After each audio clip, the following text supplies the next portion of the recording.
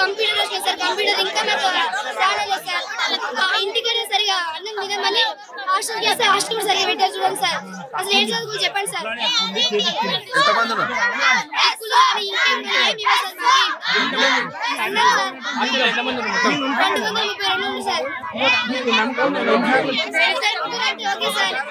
మేము వచ్చిన వరకు ఓకే సార్.